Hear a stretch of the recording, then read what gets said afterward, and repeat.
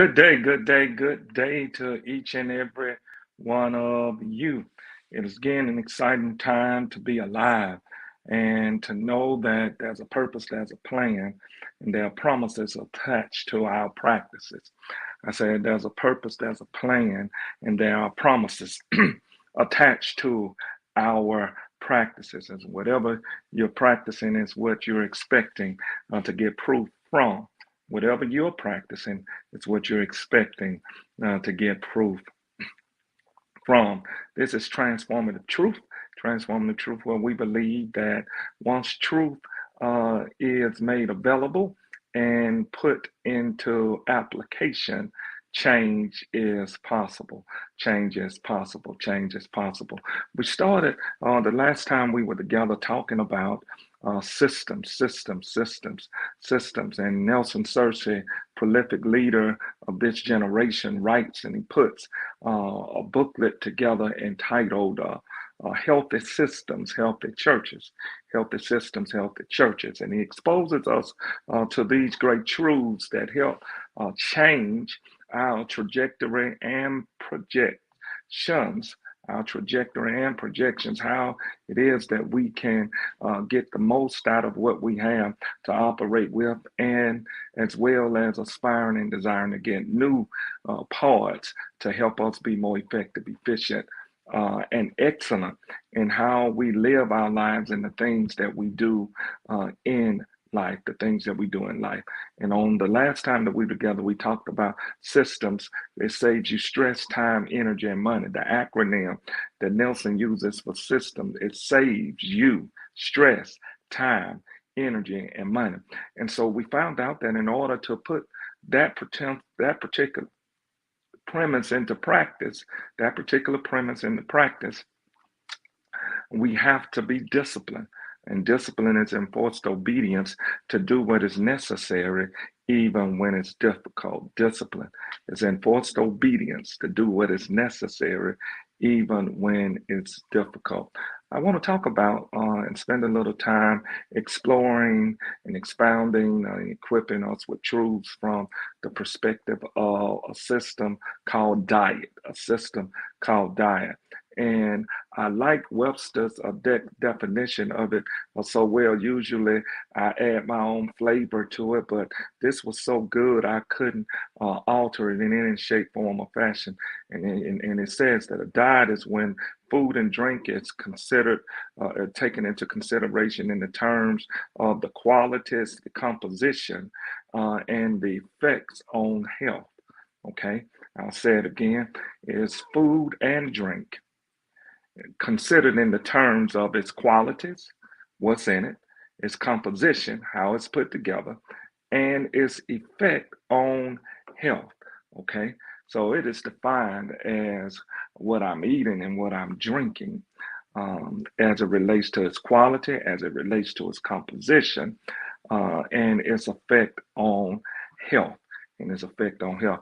And I know some people like, I don't want to be on no diet. I don't want to be on a diet. I don't want to do that. Well, I found out that a diet is necessary. Diet is necessary. And this is my spin on it. A diet is dying to whatever is detrimental to you achieving your goals. Diet is dying to whatever is detrimental to you achieving your goals. Man, that's good. Diet. You just take the T off of diet, you have diet. So it's the diet to whatever is detrimental to you achieving your goal. Whatever's detrimental to you achieving your goal. And so I'm looking at the qualities, I'm looking at the composition, and I'm looking at the effects it has on my health. Okay, so is it stressing me? Is it straining me? Is it causing me to struggle or just go through the motions of sinking or surviving instead of thriving? Okay, sinking, surviving instead of thriving. Well, I have to look at that. I have to look at that. There are so many people that are dealing with different levels of complication. Man, and I found a very interesting passage. I was talking about these fellows in the Bible called the Hebrew boys. and they found themselves in a situation where they were brought into a foreign government and they were expected to operate and to learn that way of government and become officials in that government. But they had a certain eating regimen. They had a certain eating regimen. And so, based off of this eating regimen, when they were brought into this foreign country, they were expected to modify their eating regimen. So, they asked the person that was training them, that was getting them ready to be presented before the king so he could assess them, could they stick with their diet? Could they stick with eating bean soup and drinking water? Could they stick with their diet? Could they stick with their diet? Now, I'm gonna flip it in just a minute, but in doing so, the scripture says that they looked 10 times better when they were assessed. So, eating properly. My personal attorney has a regimen that has maintained him. And so he has a certain way, what he takes in his body, what he takes in his thoughts, what he speaks out of his mouth, where he goes and what he does. And I've seen it cause him to be elevated to levels that so many in our city have not seen or witnessed before in our lifetime. In our lifetime. So when I began to think about that, I thought about this system that we put together. We talked about it from the point of discipline. I call it my D5 system that we're going to explore and look at. But not only that we understand the importance of discipline, we have to understand the importance of diet. Well, what do I need in my diet? You need individuals in your diet. You need individuals in your diet. You need individuals in your diet. It's so many times that I've seen when the Creator wants to increase you, He puts a person in your life. And when the enemy wants to devastate you, He puts a person in your life. Okay, so now I've got to be able to discern between the two, those that help advance me and those that become detrimental to me, to devastate, to derail, to get me off course. And so there are individuals, individuals, individuals. And so if the individual isn't supporting, stretching, and strengthening me, I might need to take a diet from them. I might need to take a diet from them because they might be detrimental to what I'm achieving, what I'm attempting to accomplish, what I'm attempting to get done, what I'm after, what I'm pursuing, what I'm amped for and about. So then I have to have an assessment system of individuals, the support, because I believe in the law of mutuality. I believe that there's supposed to be benefits from every relationship. Both parties are supposed to benefit in some shape, form, or fashion. If it's even just as fundamental as helping me get better at whatever I'm doing. And so in helping them, I'm helping myself. That's the support that I needed to be able to pour into somebody or somebody to pour into me to help me get better. And then I need not only the support, I need somebody that stretches. Need individuals that causes me to go further, to believe more, to expect different.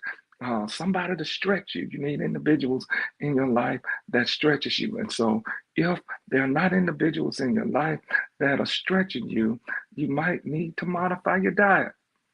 Not because now you're missing the qualities and composition that affect your health. Okay, how am I going to get better if I never have anybody that stretches me? It stretches me. I'm glad to be in life partnership with a woman that helps stretch me. It helps stretch me because now stretching leads to strengthening. I'm going to get better. I'm going to get stronger. I'm going to be more flexible. Why? Because now stretching leads to strengthening. I can move in a way that I couldn't move because of the support, because of the stretching, because of the strengthening that now comes from that. And if I hadn't had people in my life, to individuals in my life to help me in this area, then it's possible that's the reason the progress that I'm after has not become my reality as of yet. So not only do I need individuals that support, that stretch, and that strengthen me, I also need to watch my environments. Watch my environments. Watch my environments. Environments. Those atmospheres, those surroundings, those conditions that I exist in. My environments are important. My environments are important. And so now, when I'm looking at environments, I have to look at the environments that enclose, that expose, and that empower. Have to look at it from that particular perspective. When I'm looking at environments and I'm assessing environments, is this an environment that limits me? Is this an environment that keeps me enclosed, that keeps me capsulated to the point that I have little to no mobility? There's two sides to it, that you live in your dwelling place that's enclosed. But on the other side, it doesn't limit me. I have entrances and exits out of this. I can come and I can go. But what happens when you're in an enclosed environment that it doesn't give you a way out? It doesn't give you a way up. It begins to close in on you. Can't breathe, can't think, can't express my creativity. I've got to assess my environments from the perspective of what encloses me, but then there are other environments that exposes me. Okay, and we even have to be balanced in that, because too much of anything is more of everything. Too much of anything is more of everything. And even in being exposed, I have to be careful, because I can be overexposed. And if I'm not matured and ready and equipped for that type of exposure, it can be detrimental as well. So exposure is essential for elevation. Exposure is essential for elevation. When the Creator wants you to see more, to expect more, to go after more, He exposes you. And sometimes what can be problematic actually is a ground of preparation. Actually, it's a ground of preparation. So what limits me? I got to die to environments that enclose me. I've got to be careful with environments that expose me. But then lastly, environments ought to be empowering. Environments ought to be empowering. Environments ought to be empowering. And that's where I get to not only be in it, I get to display something from it. I get to display something from it. Growing up in church, growing up in the organized assembly of people that have the same faith, have the same practices to some degree, and getting a chance to be in that environment that was exposing me, it also gave me an opportunity to exercise from that environment what I've been exposed to, that actually began to empower me. I can do this. Just put that on the chat if you will. I need an environment that allows me to be able to say, I can do this. I can do this. I can demonstrate something that I've obtained, I've gained, I've become because of being in this environment that empowers me, that encourages me, that enlightens me, that enforces the things that I've been exposed to. And so, an environment that doesn't do those things, maybe you need to die to it, because it's detrimental to you achieving your goal. It's detrimental to you achieving your goal. So not only must I have a system that helps me assess, individuals, system that helps me assess environments, but I need a system that helps me assess information, because now information is so impactful because now information, information shapes my formation. Information shapes my formation. It's instrumental in shaping the way I see things, the way I do things, the way I pursue things. Information. And without the right information, it leads to a place of devastation. I said, without the right information, it leads and it keeps me in a place of devastation. It's important to get the right information. Have you ever heard the saying, what you don't know won't hurt you? And we keep telling you, what you don't know can destroy you, can devastate you, can put you in a place that you don't want to be in. Well, then lastly, not only must we understand that there are individuals, and those individuals are instrumental for various reasons, their environments, they're instrumental for various reasons. But lastly, there is information. And information consists of perception, consists of people, consists of practices. If I get the information and have the wrong perception of it, I look at it the wrong way. I don't apply it. I don't engage in it. The perceptions. There were a group of individuals that sent out to bring back a report. 12 went out. 12 came back. 10 saw it one way, 2 saw it another way. Okay. The 10 came back with the perception that yes, the information that we were given, that we were sent out to bring back the evidence of, that's true. But there are a large people in there, and we see ourselves as small to them being large. They came back with the perception that we shouldn't go, we shouldn't attempt this.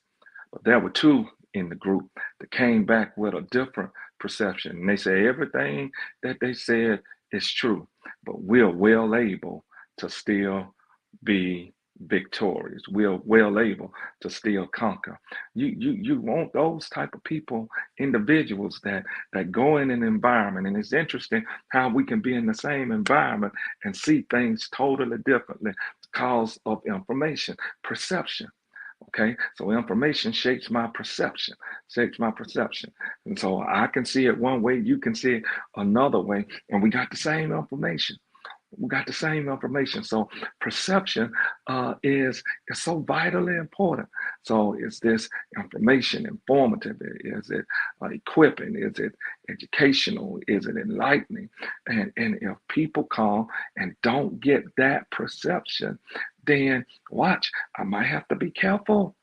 Okay, because they could be detrimental to what I'm attempting to accomplish. But not only is there information from what I perceive, okay, okay, all right, but it's also information from what people give me. Because that same 12, they went back and gave information to the entire body. They went back and brought the information to the leader and the group. They went back and brought information to the leader in the group. And so now my parents were asking, where you get that from? Okay, I'm coming talking and sharing and saying different things. And they said, where you get that from? Okay, it's a certain people, it's certain persons, it's those individuals that you perceive to be credible, bringing you information, and the information can lead to your elevation or your devastation. So I have to be careful and qualify the people in my life. Qualify the people in my life. So, what information are you bringing me? Um, uh, is this information helpful or harmful to me and or to others? Because when people bring you information always negative about others, you can be sure if seasons change, and they will, the same information that they brought you about others, they'll bring others information about you. So my perception and then the people that I encounter and I engage and I surround myself with, but information that's seen through practice, information that's seen through practice. Detailed data information is detailed data that gives a descriptive outline, okay? Detailed data that gives a descriptive outline. That's information. Detailed data, okay? That gives a descriptive outline, okay? All right. So now it's perception, it's people, then it's practicing. What am I exercising? I got the information, but what am I doing with it? And so I take a diet from people that get information that they're not doing anything with. That's not the circle or the sphere of influence I want in my life. And it shouldn't be the sphere or the perspective of people in your life that don't practice, okay? That don't take the information and do anything with it. So those are the individuals, those are the environments, and those are where we get our information from. They shape our narrative. They help us or they hinder us from us being the best version of ourselves. Well, this has been meditative advice or motivation advice. We uh, hope that this has been good content, good information for you. If this has helped you in any shape, form, or fashion, I'm asking you to do two things. Hit the like button, and the second thing is to share it with others. Share it with others. I'm on a mission that as I get better, I want to help make other people that are serious about getting better. When they say they want to be the best version of themselves, it's not just in words, it's in action.